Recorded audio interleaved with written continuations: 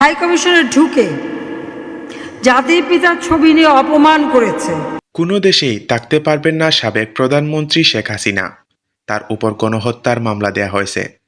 বাংলাদেশে ভারত থেকে পুলিশ ভাড়া করে এনে তাদের উপর গুলি চালানো, শত শত ছাত্রছাত্রীদের জীবন কেড়ে নেয়া, তার সাথে গণভবনের ভিতরে ছাত্রছাত্রীদের হত্যা করে সেখানে গণকবর দেওয়া হয়েছে।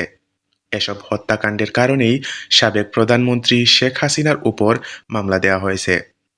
এখন আর কোনো দেশেই তিনি থাকতে পারবেন না।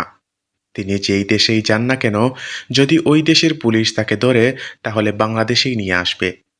দর্শক, আওয়ামী লীগ এদেশে আবার নির্বাচন করা তো দূরের কথা, আওয়ামী লীগ নামে কোনো দলই এই দেশে থাকতে পারবে না। জাতিসংঘ এই বিষয়টি নিশ্চিত করেছে। তার সাথে জাতিসংঘ বলেছে তারা সবসময় বাংলাদেশের পাশে আছে।